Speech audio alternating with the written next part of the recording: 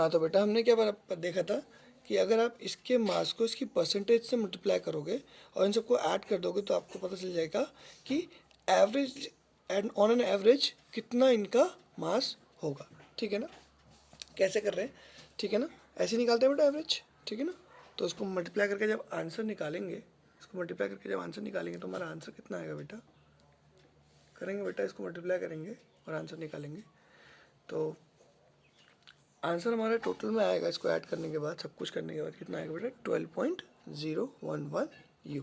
ठीक है ना, दैट मीन्स अगर मैं कार्बन उठाऊं, अगर मैं कोई कार्बन का आइटम उठाऊं और मुझे नहीं पता कि इसमें 12 कितना है, 13 कितना है, 14 कितना है, तो मैं क्या कर सकता हूँ, इस एवरेज एटॉमिक मास को कंसिडर कर सकता हूँ कि हाँ मेरा जो मास होगा किसके बराबर होगा, इसके बराबर होगा। ठीक है ना, इसी तरह और भी बहुत सारे हमारे पास एटम हैं, और भी हमारे पास बहुत सारे एटम्स हैं जिनके आइसोटोप्स होते हैं और हम एवरेज एटॉमिक मास निकालते हैं। फॉर एग्जांपल क्लोरीन का एवरेज एटॉमिक मास कितना होता है 35.5। ठीक है ना, क्यों, क्योंकि क्लोरीन 35 और क्लोरीन 37 ये दो एग्जिस्ट करते हैं। ठीक है ना, यहाँ पर 35 की परसेंटेज ज़्यादा होती है 75%, और ये कितना होता है 25%। आप करो कैलकुलेट, मल्टीप्लाई करके निकालोगे आंसर तो आपका कितना आएगा आंसर 35.5। ठीक है ना, तो यानी कि इसको किससे मल्टीप्लाई करना है 0.75 से, और इसको किससे मल्टीप्लाई करना है 0.25 से, यहाँ डिवाइडेड बाय 100 कर लेना सबके अंदर। ठीक है ना, तब आपका आंसर थोड़ा प्रॉपर आ जाएगा। कितना होता है बेटा क्लोरीन का मास 35.5। ठीक है ना, इन सब इसको आप इससे मल्टीप्लाई करेंगे, इसको आप इससे मल्टीप्लाई करेंगे और इसको दोनों को ऐड कर देंगे 35 को 37 डिवाइड से, 37 को 25 से, आपका आंसर आ जाएगा 35.5। ठीक है ना बेटा, कितना आएगा आपका आंसर 35.5। ठीक है ना हाँ बेटा, तो अभी हमने देखा एटॉमिक मास के लिए। ठीक है ना, एटॉमिक मास कैसे कैलकुलेट करते हैं और एवरेज एटॉमिक मास कैसे कैलकुलेट करते हैं। अब आ जाएंगे हम किस पे, मॉलिक्यूलर मास पे। तो यानी कि मॉलिक्यूलर मास नाम से डिफाइन हो रहा है, मॉलिक्यूलर मास नाम से डिफाइन हो रहा है कि ये पूरे एक मॉलिक्यूल का मास है। फॉर एग्जांपल आप कोई मॉलिक्यूल उठा लो, ठीक है ना, कोई मॉलिक्यूल उठा लो, कोई अच्छा सा मॉलिक्यूल लेंगे। ठीक है ना, फॉर एग्जांपल C2H5OH, मैंने एक मॉलिक्यूल उठा लिया। इस मॉलिक्यूल का नाम क्या है, इथेनॉल। IUPAC नेम्स पढ़े हैं आपने, मुझे पता है आप बोलोगे सर कोर्स में नहीं थे। कोर्स में नहीं थे तो इसका मतलब थोड़ी कि आपको आगे ज़िंदगी में कभी पढ़ना ही पड़ेगा। कोर्स में उनके लिए नहीं थे जिनको आगे साइंस नहीं लेनी है, जिन्होंने साइंस लेनी है उनको पूरा सब कुछ पढ़ना था। ठीक है ना, तो ये नहीं बोलेंगे कि कोर्स में नहीं था, देखना है वो भी सीखेंगे। अगर IUPAC नेम्स नहीं आते हैं तो वो भी हम सिखाएंगे। ठीक है ना, तो अभी इसका नाम ऐसे पढ़ लो आप कि इसका नाम क्या होता है बेटा, इथेनॉल होता है। ठीक है ना, इसमें C कितने हैं बेटा, इसमें C2 है। ठीक है ना, C का मास कितना होता है 12। ठीक है ना, या H कितने हैं टोटल 5 और 1 6। H का मास कितना होता है 1, और O कितने हैं बेटा 1 है, और O का मास कितना होता है 16। ठीक है ना, ये तो पता ही है O का मास कितना होता है 16। ठीक है ना, ये मास आपको याद होना चाहिए था क्योंकि ये स्टार्टिंग के सिर्फ 10 एटम्स का 20 एटम्स का मास है, तो ये आपको अच्छे से याद होना चाहिए था। ठीक है ना, ये तो स्टार्टिंग के 10 एटम्स में आ जाते हैं दोनों। ठीक है ना, तो क्या आएगा आपका आंसर 24 + 6 + 16। अब एक मॉलिक्यूल का मास जब कैलकुलेट करना था मुझे, तो मुझे हर मॉलिक्यूल के हर एटम को क्या कहते हैं उसके मास से मल्टीप्लाई करके टोटल मास निकालना पड़ेगा। जो मास टोटल में आएगा उसको मैं क्या कहूँगा, it is my molecular mass. ठीक है ना, कितना है इसका मॉलिक्यूलर मास, इसका मॉलिक्यूलर मास है 46 U। ठीक है ना, इसकी यूनिट हमेशा लिखेंगे, इसकी यूनिट क्या रहेगी हमेशा U यूनिट रहेगी। ठीक है ना, U क्या है बेटा एटॉमिक मास की यूनिट, यानी कि मतलब एक मॉलिक्यूल अगर आप निकालोगे तो उसका वेट कितना होगा 46 U। ठीक है ना, क्या होगा बेटा 46 2। ये बात एकदम अपने दिमाग में बैठा लेना बेटा कि ये U है वो बताता है इसका हमारे हर एक एटम का मास। ठीक है ना, हमारे हर एक एटम का मास। अब एक एग्जांपल और ले लेते हैं। फॉर एग्जांपल मैंने वाटर की बात करता हूँ, तो वाटर का आपको पता होना चाहिए, वाटर में H2 × 1 होगा प्लस 1 × 16। ये दोनों अभी बताए थे ना मैंने। ठीक है ना, तो कितना हो गया ये 18U, ठीक है ना, 18U। 18U is the mass of water, ठीक है ना।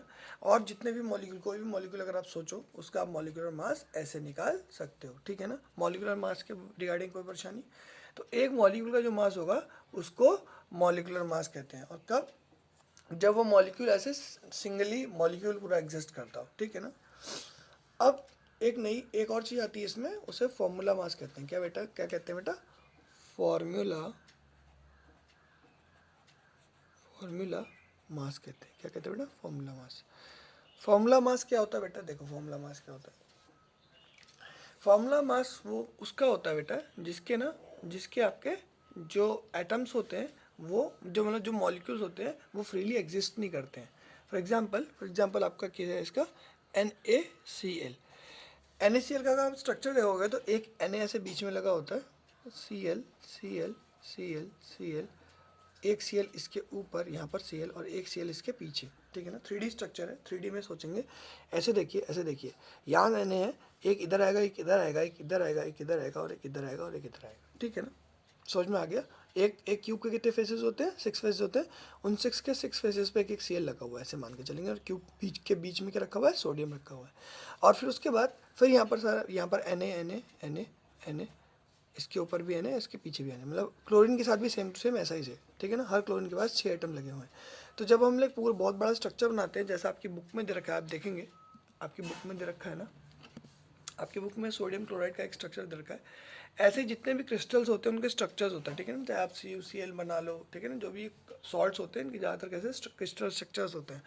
तो जो क्रिस्टल स्ट्रक्चर्स होते हैं उनका अगर वेट निकालना होता है तो हम कैसे निकालते हैं? फॉर्मूला मास से। फॉर्मूला मास ऐसे ही मॉलिक्यूलर मास कितना था? सोडियम का कितना होता है? 23, क्लोरीन का होता है 35.5। टोटल कर लेंगे कितना आ जाएगा? 58.5U। This is the formula mass for sodium chloride. तो कोई फ़र्क नहीं है, बस नेमिंग का फ़र्क है। उसको फॉर्मूला मास बोल देते हैं, उसको मॉलिक्यूलर मास बोलते हैं। इसको मॉलिक्यूलर मास इसलिए नहीं बोलते हैं क्योंकि इसका मॉलिक्यूल अकेला एग्जिस्ट नहीं करता। ऐसा नहीं होता बेटा, एक NaCl ऐसे पड़ा हुआ है, ठीक है ना, फिर एक NaCl ऐसे पड़ा हुआ है, ऐसा नहीं होता है। ऐसा नहीं होता है। कैसा होता है बेटा? Na और Cl ऐसे करके स्ट्रक्चर में बने होते हैं, ठीक है ना। इसलिए इसका क्या करते हैं हम लोग? फॉर्मूला मास निकालते हैं। तो फॉर्मूला मास और मॉलिक्यूलर मास में कोई फ़र्क नहीं है। अगर आपको उसमें देखना है, अगर इसको मैथमेटिकली देखोगे दोनों का तरीका सेम है, ठीक है ना। सिर्फ फॉर्मूला मास कहते क्यों, मॉलिक्यूलर मास कहते क्यों, ये डिफरेंस है, ठीक है ना बेटा। ये बात समझ में आ रही होगी। तो एक क्वेश्चन आपका एग्जांपल में दे रखा है, तो क्वेश्चन भी कर लेंगे, उसके बाद जाएंगे मूल कॉन्सेप्ट के ऊपर। तो क्वेश्चन क्या है बेटा? Question is calculate the mass of glucose. तो ग्लूकोज क्या होता है बेटा?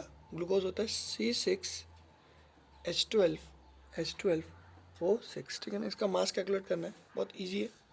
बहुत ईजी है ना बेटा? हाँ बहुत ईजी है भैया। देखो कैसे कैलकुलेट करते हैं। 6 कार्बन का मास 12, अगेन 12 हाइड्रोजन का मास 1, 6 ऑक्सीजन का मास 16। वैल्यू लिखेंगे 12 6 जा 72, 12 1 जा 12, 16 6 जा 96। कितना है बेटा? 4 तो ये अकाउंट हो गया, 100 हो गया और 80, दैट इज 180U, ठीक है ना। कितना है बेटा? 180U। आपको दिख रहा है ना सबको कि कैसे आए? C6H12O6, ठीक है ना। कार्बन का 6, हाइड्रोजन का 12, ऑक्सीजन का 6, ठीक है ना। Sorry, carbon 6, hydrogen 12, oxygen 6, carbon का मास 12, हाइड्रोजन का मास 1, ऑक्सीजन का मास 16। मल्टीप्लाई किया, वैल्यूज हैं, इनको ऐड कर दिया, कितना आ गया बेटा? 180U। 180U इसका आंसर आ गया, ठीक है ना। तो this is how you calculate your molecular mass. अब देखो बेटा, आपको यहाँ तक करना क्या है? जो बातें मैंने लिखवाई, जो बातें मैंने लिखी है, वो आपको अपनी कॉपी में आपकी कॉपी में होनी चाहिए। एवरेज एटॉमिक मास ऐसे निकालते हैं, मॉलिक्यूलर मास ऐसे निकालते हैं, फॉर्मूला मास ऐसे निकालते हैं, ठीक है ना। और ये क्या लिखा हुआ है कि एटॉमिक नंबर ये होता है, एटॉमिक मास ये होता है, आइसोटोप्स इन्हें कहते हैं, ठीक है ना। ये सब बात आपकी कॉपी में लिखी होनी चाहिए। और ये एग्जांपल्स भी होने चाहिए कि कैलकुलेट, इसको लिख लेना बेटा, calculate the molecular mass of glucose. ये आपको ऑलरेडी एग्जांपल 1.1 है बुक में जो दिया हुआ है, एग्जांपल 1.1, ठीक है ना।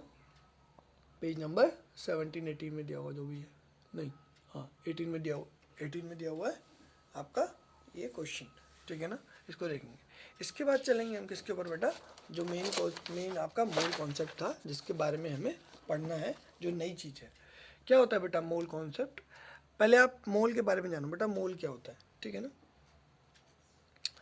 मोल, वन मोल वो होता है, वन मोल तब होता है, वन मोल तब उस अमाउंट को कहते हैं अगर आप जितना मॉलिक्यूलर मास है, जितना मॉलिक्यूलर और एटॉमिक मास है, एटॉमिक मास है,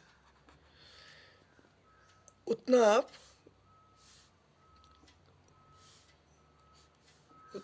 ग्राम में सब्सटेंस डालो, ठीक है ना। तो लिखो one mole is gram amount of substance equivalent to molecular और एटॉमिक मास। आप ऐसे लिखोगे gram amount of substance equivalent to molecular और एटॉमिक मास, ठीक है ना। इतना लिख दोगे तो आपको समझ में आ जाएगा कि वन मोल क्या होता है। ऐसे समझेंगे, फॉर एग्जांपल मेरा वाटर का कितना आया था बेटा, वाटर का कितना आया था, 18 U आया था। तो अगर आप 18 ग्राम ऑफ वाटर लेते हो, 18 ग्राम ऑफ वाटर ले लेते हो, तो वो कितना कराएगा बेटा, 1 मोल ऑफ वाटर, ठीक है ना। अब मोल का फायदा क्या है, तो एवोगैड्रो जी के बारे में आपको बताया था। तो एवोगैड्रो नंबर, ठीक है ना। ये जो Na वैल्यू है ये क्या बताती है, ये बताती है, Na वैल्यू ये बताती है कि Na वैल्यू ये बताती है बेटा कि नंबर ऑफ एटम्स और मॉलिक्यूल्स, जौन सा भी वेट होगा बेटा, एटॉमिक वेट के लिए एटम्स, मॉलिक्यूल्स के लिए molecules present in one mole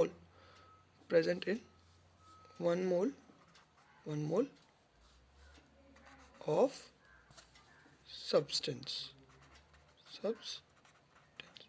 ठीक है ना। इसका मतलब ये है, फॉर एग्जाम्पल आपने क्या लिया है, 18 ग्राम वाटर लिया था, ठीक है ना। ये 18 ग्राम वाटर किसके बराबर है, 1 मोल ऑफ वाटर के बराबर है। तो यानी कि 18 gram of water contains Na number of molecules of water. तो अगर मैं आपसे पूछूं कि 18 ग्राम वाटर में कितने मॉलिक्यूल्स हैं वाटर के, यानी कि H2O मॉलिक्यूल कितना है, कितने H2O मॉलिक्यूल है, Na के बराबर है, ठीक है ना। और Na का अमाउंट कितना होता है, 6.022 इंटू 10⁻23 मॉलिक्यूल्स। इसका मतलब 18 ग्राम ऑफ वाटर में कितना होगा, 6.02 इंटू 10⁻23 मॉलिक्यूल्स। ऐसे ही हमने पीछे क्या निकाला था हमने C6H12O6, यानी कि हमने किसका, शुगर का, ग्लूकोज का क्या निकाला था बेटा, this is not sugar, this is glucose को क्या निकाला था बेटा हमने, एटॉमिक मास निकाला था कितना, 180 U निकाला था। यानी कि if we take 180 gram of C6H12O6, तो हमारे पास क्या आ जाएगा बेटा, 1 मोल ऑफ C6H12O6 आ जाएगा, और 6.022 इंटू 10⁻23 मॉलिक्यूल्स ऑफ C6H12O6 आ जाएगा हमारे पास, ठीक है ना। एक और एग्जांपल लिया था हमने C2H5OH, ठीक है ना। मैं और एग्जांपल्स क्यों ले जा रहा हूँ, ताकि आपको समझ में आते जाएगी क्या हुआ। C2H5OH, इसका हमारा पास कितना आया था बेटा, इसका आया था हमारे पास 46 U आया था, ठीक है ना। यानी कि if we take 46 gram of C2H5OH, तो हमारे पास कितना आ जाएगा बेटा, 1 मोल ऑफ C2H5OH आ जाएगा, ठीक है ना। और ये C2H5OH जो 1 मोल होगा उसमें कितने एटम्स होंगे, कितने मॉलिक्यूल्स होंगे 6.022 इंटू 10⁻23 मॉलिक्यूल्स, ठीक है ना। अगर मैं आपसे बोलूँ 1 मोल ऑफ O2 है हमारे पास, 1 mole of O2 is there, तो ये कितने ग्राम होगा, कितने ग्राम होगा, ये अगर मैंने पूछ दिया कि कितने ग्राम होगा, तो आपको क्या करना है सीधे सीधे मॉलिक्यूलर मास निकालना है इसका। कितना आएगा बेटा 16 इंटू 2 दैट इज 32। तो यानी कि अगर हमारे पास 32 ग्राम ऑफ ऑक्सीजन है तो वो किसके बराबर है 1 मोल ऑफ O2 के बराबर है। और अगर मैं आपसे पूछूं कि इसमें नंबर ऑफ मॉलिक्यूल्स कितने होंगे, मॉलिक्यूल्स कितने होंगे, तो आप बोलोगे 6.022 इंटू 10⁻23 मॉलिक्यूल्स ऑफ ऑक्सीजन, ठीक है ना। तो अगर मैं एटम्स ऑफ ऑक्सीजन पूछूं तो इसमें कितने होंगे बेटा 30, कितने हो जाएंगे बेटा इंटू 2 हो जाएंगे, इंटू 2 इसमें एटम्स है और 2 एटम्स मिलके एक बना रहे हैं, तो आप क्या करोगे 6.02 इंटू 10⁻23 मॉलिक्यूल से। बहुत बड़ा नंबर है बेटा, क्योंकि ऊपर क्या लिखा हुआ है 10⁻23, इतना बड़ा नंबर है कि you can't even imagine about it, ठीक है ना। ये इतना बड़ा नंबर है, can't even imagine about it. अगर सारे के सारे वर्ल्ड की जितने भी पॉपुलेशन है, जितने भी पॉपुलेशन के उस हर एक पॉपुलेशन के पास 1-1 करोड़ रुपए होंगे, तब भी जो ये अमाउंट है ये ज़्यादा होगा, तब भी अमाउंट कितना होगा बेटा ज़्यादा होगा। समझ में आया बेटा, ठीक है ना। फॉर एग्जांपल हमारे पूरे वर्ल्ड की पॉपुलेशन 7 बिलियन है, 7 बिलियन मतलब 10⁻8 या 9 होगी, उसका हर के पास अगर 1 करोड़ भी दोगे तो 10⁻8 में इंटू 10⁻7 करोगे तो 10⁻15 आएगा। फिर भी ये कितना बड़ा रहेगा, उससे 8 गुना बड़ा आएगा। यानी कि आप 1-1 करोड़ हर एक इंसान को 1-1 करोड़ रुपया और दोगे तो भी उतना नहीं पहुंचेगा, ठीक है ना। समझ में आई वाली बात, ठीक है ना। इतना ज़्यादा ये अमाउंट है, ठीक है ना, ऐसे सोच के चलेंगे। 1 mole is very very big amount, ठीक है ना। 1 mole of atoms is very big amount, Na is very big value. तो यानी कि बहुत छोटे से एरिया में ये बहुत ज़्यादा एटम्स आते हैं, क्योंकि ये उस प्रॉपर्टी को भी प्रूव कर रहे हैं कि एटम्स जो पार्टिकल्स होते हैं वो बहुत छोटे होते हैं, ठीक है ना। ये बात प्रूफ हो रही है इससे कि एटम्स के पार्टिकल्स भी बहुत छोटे होते हैं। तो द मास ऑफ, तो आप लिख लो, इसके लिए लिखो आप मोल के लिखो, the mass of 1 mole of substance in gram is called molar mass, ठीक है ना।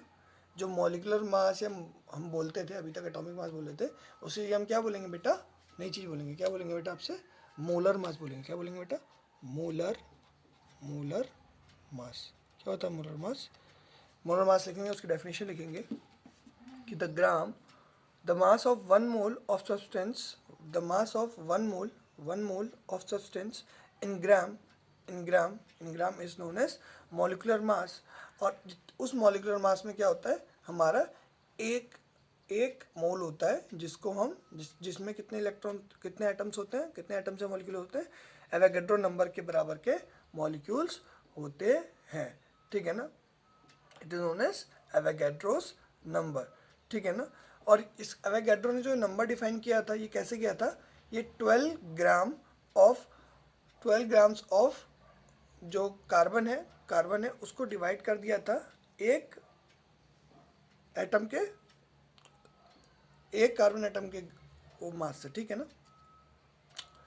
यानी कि 12 ग्राम पर मोल को इसने क्या किया, एक 1/12 ऑफ कार्बन एटम से डिवाइड कर दिया था। तो जो वैल्यू आई आपकी उससे ये पता चल गया कि कितना एवोगैड्रो नंबर होता है, ठीक है ना। तो एवोगैड्रो नंबर को लिखने के लिए आप ऐसे भी लिख सकते हो, Na is equal to 12 divided by 1.99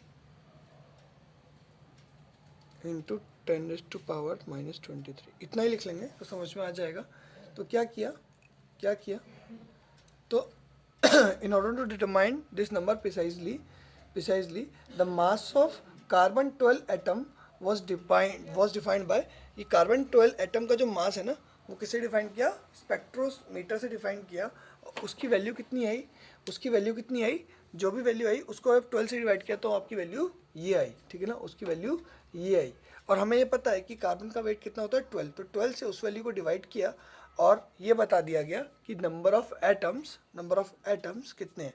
तो 12 क्या है यहाँ पर हमारा, देखो 12 की यूनिट क्या है, ग्राम पर मोल है, ठीक है ना। और ये जो वैल्यू आई थी, इसकी वैल्यू आई थी ग्राम पर कार्बन एटम, ठीक है ना। और ये कार्बन एटम का ही वेट ले रखा था, इसलिए total number of carbon atom आ गए, कितने आ गए 6.022 इंटू 10⁻23 कितने आ गए यहाँ पर कार्बन एटम, ठीक है ना। ये ग्राम से ग्राम कट जाएगा, ठीक है ना, ग्राम से ग्राम कट जाएगा, यानी कि कार्बन एटम पर मोल आया मेरी वैल्यू, ठीक है ना। This number of carbon atom पर मोल, ठीक है ना, कार्बन एटम ऊपर चला गया, मोल अपॉन में था, ठीक है ना।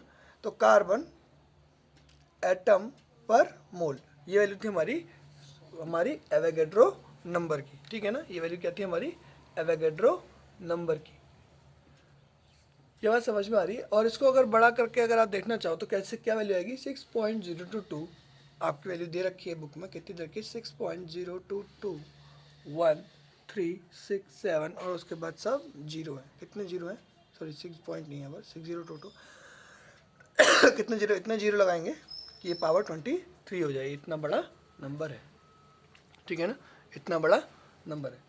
Okay, this is about all about mole concept, ठीक है ना। आज आपका मोल कॉन्सेप्ट कवर होता है, ठीक है ना।